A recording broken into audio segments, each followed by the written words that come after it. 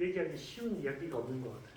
아브라함 이야기를 보면 뭔가 너무 거창한 것 같고, 너무 아브라함은 보면 나랑은 완전히 다른 존재 같고, 저 야곱의 이야기를 보면 너무나 버라이어티하게 막 뭔가를 해나가고 갑자기 형이 자신을 용서하고 그런 일들이 있어서 조금 아이들에게는 어려울 수 있는데, 요셉 이야기는 아이들이 보기에 이해하기 가장 쉬운 이야기가 아닐까 싶습니다. 우리는 지난주 이야기까지 해서 요셉이 어떤 상황이 있는지 보았는데요. 요셉이 감옥에 갇혔습니다. 거기까지 기억나십니까? 친구들 기억나요?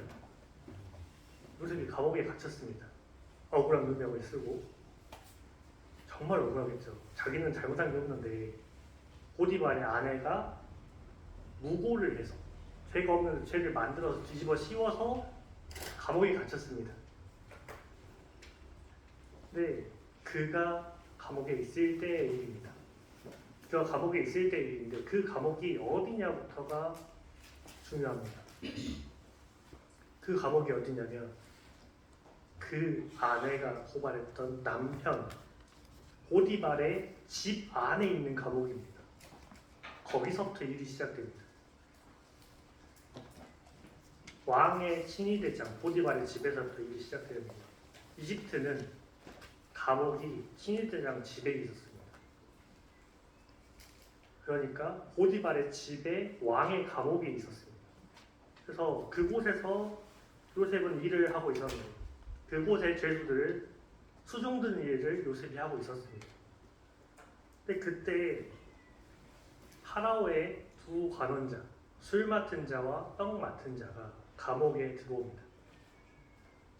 이유는 알 수 없습니다. 근데 왕의 감옥에 들어왔다는 이야기는 왕에게 무슨 잘못을 했기 때문에 들어온 것일 겁니다. 그렇게 들어와서 보디발이 나타납니다. 그때 보디발이 나타나서 이 두 사람은 왕의 관원장이었던 자들이니 너가 이들의 수종을 들어라 하고 떠납니다.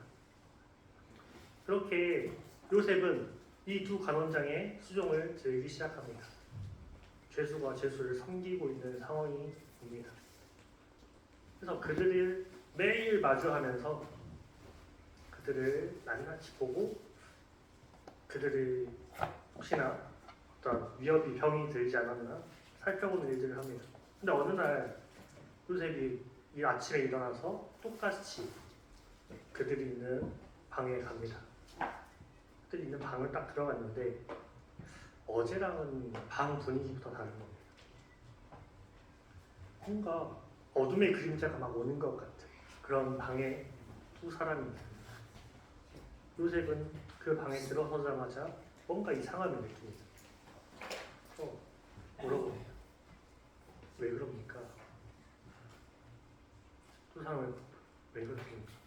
무슨 일 있어요? 밤에 무슨 일 있었어요? 그 두 관원장이 요셉에게 이야기합니다. 우리가 밤에 잠을 자고 있는데 꿈을 꿨는데 이상한 꿈이었다. 근데 나만 꾼지 알았더니 내 옆에 있는 관원장도 꿨고 둘의 꿈이 뭔가 비슷한 듯 다른데 우리가 이 감옥에 갇혀 있으니 이것을 물어볼 사람도 없고 답을 해줄 사람도 없고 우리 답답해 정말 죽을 지경이다. 이렇게 이야기하는 겁니다. 왜냐하면 이들이 원래 있던 자기들의 직장 그곳에 있을 때는 이 꿈을 해석해 줄 사람이 많았습니다. 이 꿈을 해석해 줄 수 있는 사람이 파라오의 궁 안에는 많이 있었는데 자기들이 감옥에 끌려오고 나니까 없는 겁니다. 그래서 이 일을 어떻게 해결할 수 있을까? 이 꿈을 어떻게 해야 해석할 수 있을까? 도저히 답이 안 나오는 상황인 겁니다. 요셉이 이야기합니다. 꿈의 해석은 하나님께 달려 있습니다. 내게 말씀하십시오. 내가 당신에게 그 꿈을 해석해 드리겠습니다. 술 맡은 관원장이 먼저 이야기합니다. 꿈 이야기를 하나씩 해주기 시작합니다. 오늘 본문에 나온 이야기에서 그 꿈 이야기를 다 해주고 나니까 요셉이 이렇게 이야기합니다. 당신은 사흘 안에 파라오가 당신에게 주었던 그 직책, 술 맡은 관원장의 그 업무를 다시 할 수 있게 될 것입니다. 이렇게 이야기합니다. 그리고 당신은 그 자리에 갔을 때 감옥에 갇혀있는 나를 기억해 주십시오. 나는 이곳에 억울하게 왔습니다. 나는 히브리에서 억울하게 어떤 일로 인해서 노예로 팔려 이집트 땅까지 왔는데 난 여기서 잘못한 게 없는데 나는 감옥에 갇혀 있습니다. 나를 파라오에게 얘기해 줘서 내가 억울함을 풀 수 있게 해주십시오. 이렇게 이야기합니다. 그래서 술 맡은 관원장이 복직할 거라는 그 이야기, 그 해석을 듣자 떡 맡은 관원장의 표정이 갑자기 밝아집니다. 왜 밝아졌을까요? 왜 밝아졌을까요? 자기도 복직할 것 같았거든요.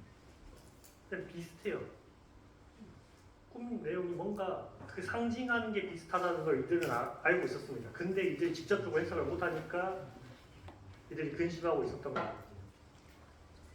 그 이야기 듣자 떡 맡은 관원장이 요셉아 내 꿈 얘기 좀 들어봐봐. 내 것도 해석해줘. 내 것도 빨리 자 내가 얘기해줄게 하면 쭉 이야기해줍니다. 그 이야기를 들은 요셉이 표정이 갑자기 굳어집니다.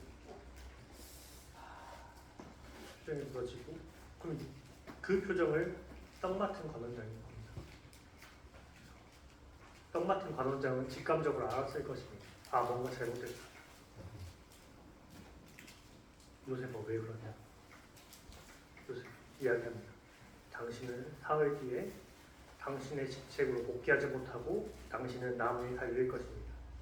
새가 당신의 살을 뜯어먹을 것입니다. 고대 지역 어느 지역에서나 나무에 달린다는 건 매우 안 좋은 형벌에 속합니다.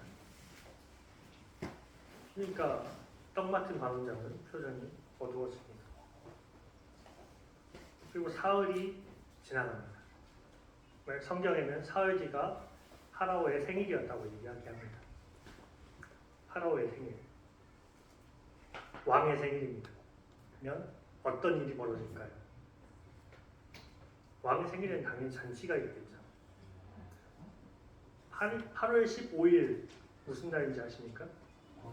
광복절이요. 그날 무슨 일이 일어나는지 아십니까?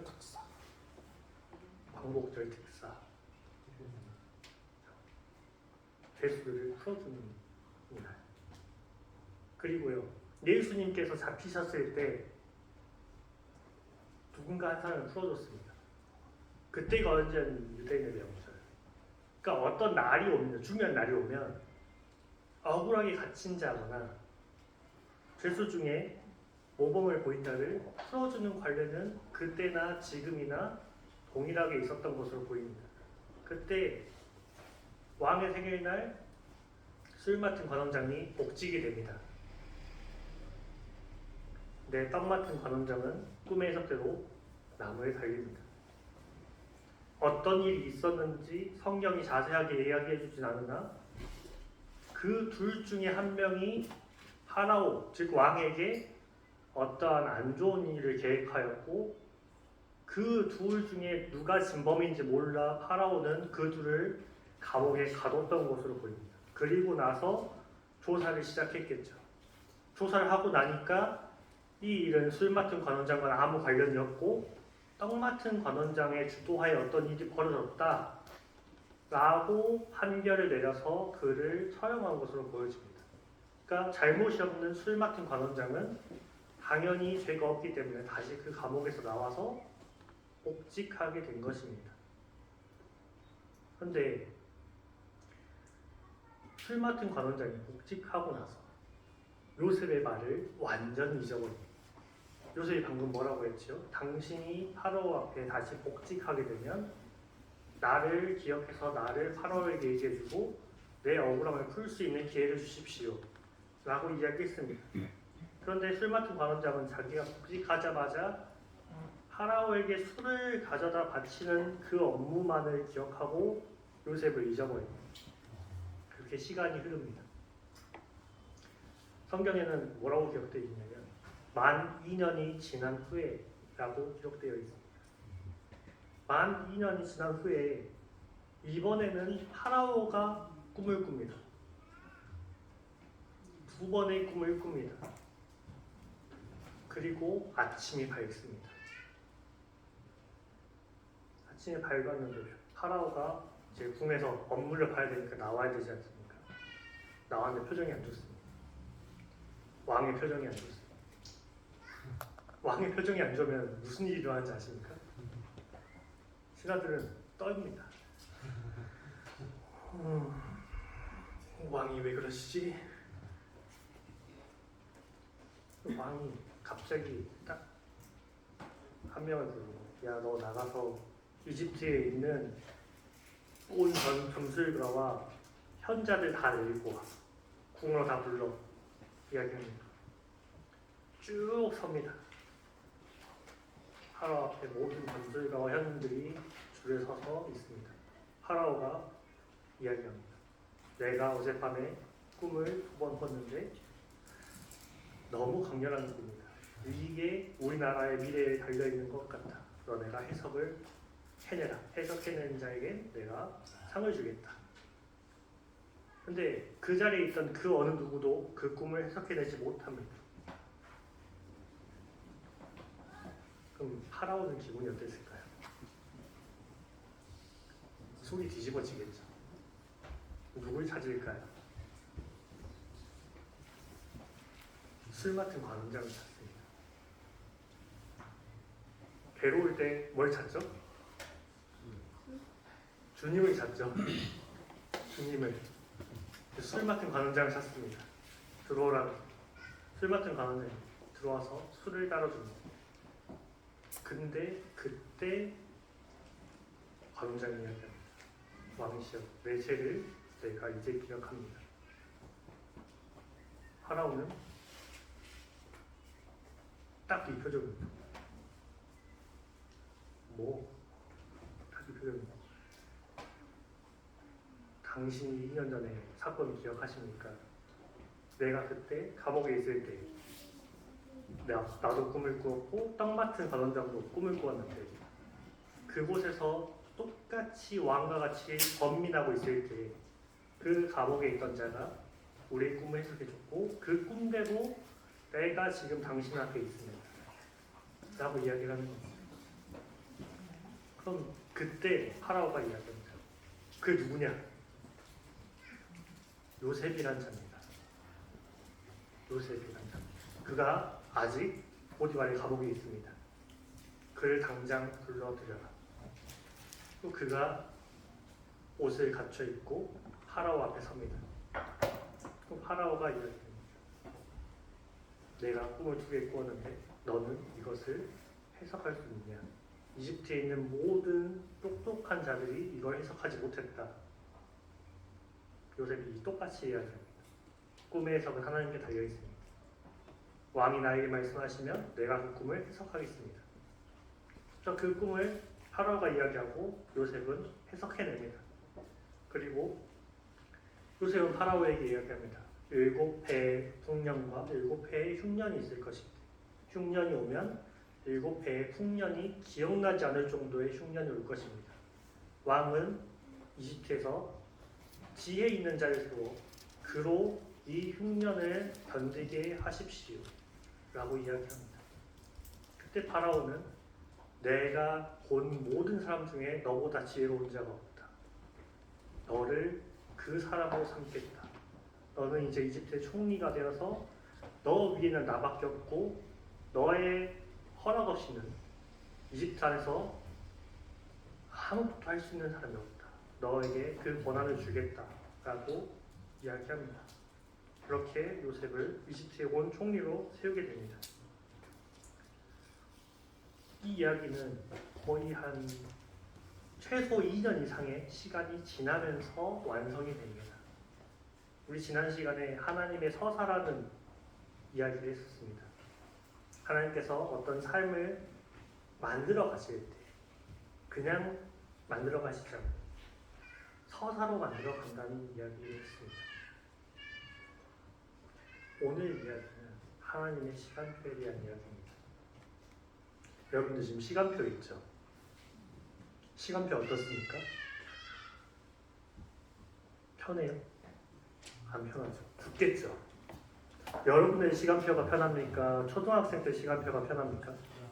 그렇죠. 초등학생 때 편하죠. 왜요? 빨리 끝나거든요. 쉬워요. 근데 여러분들 초등학교 때 보면 여러분들이 초등학생 때 그 시간표가 쉬워요?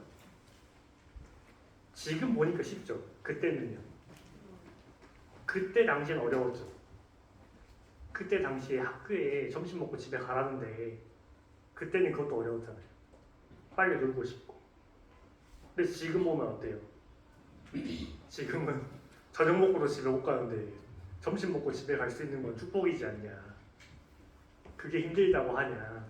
너가 내 시간표를 겪어봐라. 그렇게 이야기할 수 있잖아요. 그렇죠? 근데 여러분의 시간표를 뒤에 있는 우리 명제가 보면 어떨까요?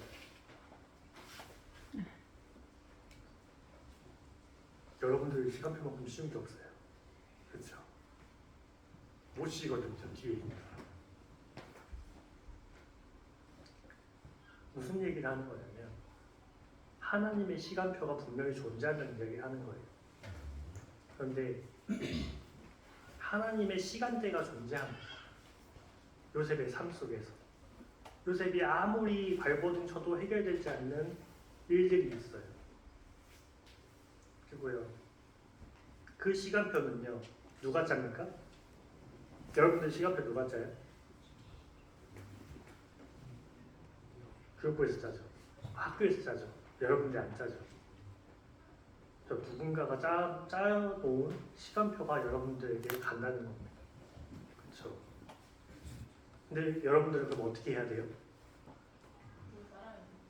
그렇죠. 그 시간표대로 따라가야죠.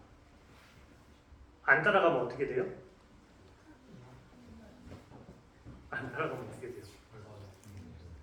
벌 받죠. 여러분 또 시험도 봐야 되죠. 시험 잘못 보면 어떻게 돼요? 혼나고. 더한 경우엔 제 시험 보죠. 제 시험 보죠. 여러분들 나중에 대학교 가보세요. 성적 그 시간표가 있어요. 네. 아 내가 오늘 놀고 싶은 기분이. 오늘 막 밖에 꽃도 피고 4월 되면 3, 4월 되면 벚꽃 피잖아요. 아 벚꽃을 좀 보고 싶고 난 콧바람을 쐬고 싶어. 그래서 자체 휴강이라는 걸 합니다. 자체 휴강. 여러분들 그런 개념인지 모르죠. 자체 휴강. 강의는 있어요. 교수님도 나와요. 학생들도 나와요. 나만 안 가. 나만 안 가. 나 혼자 휴강이라고 나가요. 근데 실상은 뭐냐면 결석이에요. 그렇게 한 3번 하면 어떤 일이 일어나냐면 학점이 F가 나옵니다. 학점이 F가 나오면 뭘 해야 되냐면 재수강을 해야 돼요. 무슨 이야기인가 싶죠. 요셉이요. 하나님이 정해놓은 시간표 안에 삽니다. 근데 요셉이 관원장에게 어떤 이야기를 해요. 뭔가 빨리 풀어보려고. 근데 안 풀립니다. 안 풀려요. 제 설교가 안 풀리는 것 마냥 일이 안 풀립니다. 근데 요셉에게 적용된 시간표가 있어요. 그 시간표대로 흘러가야 돼요. 근데 아까 말했듯이 빠지면 다시 해야 됩니다. 그러니까 요셉은 그 시간표대로 살아내야만 하는 사람이에요. 요셉이 빨리 나가보려고 관원장에게 이야기합니다. 근데 안 통해요. 여러분들 고등학교 1학년 때 배우는 거를 거의 초등학교 6학년 때 배우나요? 고1 때 배워야 될 걸 초등학교 6학년 때 배우나요? 안 배우죠. 통상적으로는 안 배웁니다. 통상적으로 고1 때 배울 거는 고1 때 배웁니다. 그런데 중1 때 배울 걸 초등학교 6학년 때 배우는 경우는 있어요. 그렇죠? 미리 막 학원 보내가지고 가르치는 경우는 있습니다. 근데 중1 되면 어떻게 해요? 다시 배워요.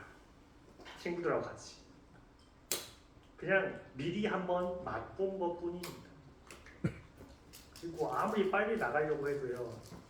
고등학교 1학년에 시간이 있고요. 고등학교 2학년에 시간이 있습니다. 그걸 내가 땡기려고 한다고 땡겨지지 않아요.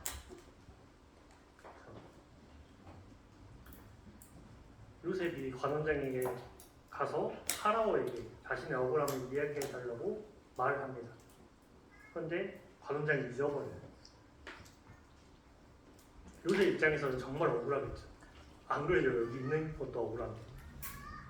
근데 여러분들 다시 한번 생각해 보시면 그때 요셉은 파라오 앞에 서지 않은 것이 천만다행입니다. 그때 안 선 게 다행이에요. 왜일까요? 요셉은 어떤 신분입니까? 요셉이 어떤 신분이에요? 죄수죠. 그리고 그 전에 노예였죠. 관원장이 파라오의 생일에 가서 내가 오게 있을 때 내 꿈을 해석해 준 자가 요셉이라는 사람이 있었습니다. 라고 해서 만약 그때 파라오가 요셉을 불러들였다면 요셉은 어떻게 됐을까요? 그때 불러들였다면 그는 노예이자 죄수의 신분으로 파라오 앞에 섰을 것입니다. 파라오 쳐다보지 못했을 겁니다. 그럼 파라오는 이렇게죠. 너 뭐가 억울하냐? 그래서 요셉은 쭉 이야기를 해줬겠죠. 그런데 그때 파라오가 해줄 수 있는 건 무엇이었을까요? 그를 다시 감옥에 가두거나 물증이 있는데 포디발 아내에게 옷이 있지 않냐? 넌 죄를 지은 게 확실하고 다시 감옥에 들어가라. 이거나 그럼 너는 포디발의 집이 불편하겠구나. 너는 다른 집의 노예로 가라. 둘 중 하나였을 것입니다. 그때 갔다면 그런데요. 하나님은 그때 관원장에게 이 말을 잊어버리게 만드신 다음에요. 2년의 시간을 요셉에게 더 주십니다. 만 2년 뒤에 파라오가 꿈을 꾸었다고 되어 있어요. 만 2년 뒤는 무슨 날이에요? 2년 뒤 파라오의 생일입니다. 2년 뒤 파라오의 생일. 생일날 아침 왕이 나왔는데 그 궁은 잔치 준비를 잔뜩 해놨습니다. 근데 왕의 표정이 안 좋은 겁니다. 왕의 꿈을 해석해줄 자도 없고 아무것도 없는 겁니다. 왕이 그 잔치의 주인공인 왕이 아주 기분이 안 좋아요. 그때 가서 요셉이 등장합니다. 그때 하나님이 요셉을 그 자리로 부르십니다. 그 자리로 이끌어내세요. 그때 요셉은 어떤 신분입니까? 왕의 꿈을 해석해낼 수도 있는 자. 노예나 죄수의 신분이 아니라 아무도 해석하지 못했는데 혹시나 이 꿈을 해석할 수도 있지 않을까 하는 그 신분으로 옷을 입고 왕 앞에 당당히 섭니다. 앞에 요셉이 나타나는 게 나왔을까요? 뒤에 나타나는 게 나왔을까요? 당연히 후자죠. 앞에는 요셉이 권한이 없다니까요. 요셉이 선택할 수 있는 게 별로 없어요. 요셉의 위치 자체가 별 볼 일 없습니다. 그런데 하나님께서는 만 2년을 요셉이 그 감옥에 더 있게 만드시고 상황을 조성해 나가십니다. 상황을 조성해 나가요. 요셉은 빨리 자기는 나가고 싶었지만 하나님께서는 하나님이 정해놓은 시간표가 있었어요. 보디발의 집에서 어떤 한 집을 잘 다스리는 그런 일들을 배우게 하시고 감옥으로 보내서 요셉 입장에서 정말 억울하지만 감옥에 가서 그 왕의 감옥에서 왕과 관련된 모든 것들을 다 경험하게 됩니다. 보고 그들을 수종드는 그런 일들을 하게 됩니다. 그리고 요셉의 생각대로 관원장이 나가자마자 요셉을 불러들였다면 자기는 그냥 노예에 불과했겠지만 하나님께서는 그 시간표 안에 2년의 시간을 더 주셔서 하나님께서는 그 뒤에 파라오가 꿈을 꾸게 하시고 아무도 해석해내지 못하는 그 꿈, 그걸 2번을 꾸게 하시고 그때 가서야 요셉을 그 자리에 세웁니다. 그리고 그를 총리로 만드십니다.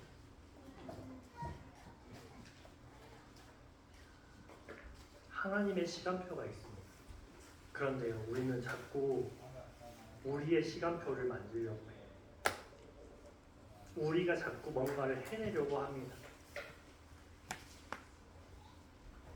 우리 친구들은 지금 학교 시간표대로 살아야 합니다. 그렇죠? 안 살면 어떻게 돼요? 혼나죠. 왜 그 시간표를 줬을까요?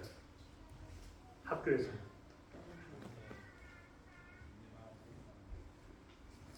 좋은 사람 되게 하죠.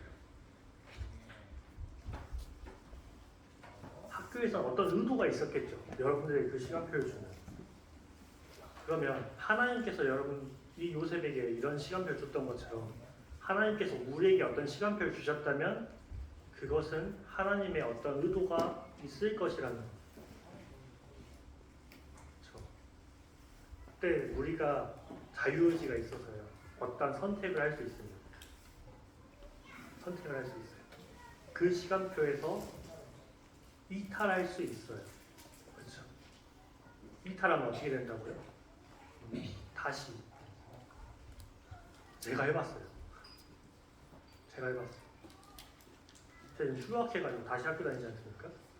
이탈하니까요. 다시 해야 돼요. 하나님께서 그냥 안 두세요. 이탈하면 다시 그 상황 가운데 넣으십니다. 왜냐하면 하나님의 시간표를 이수해야 되기 때문에 다시 그 상황 가운데 넣어요.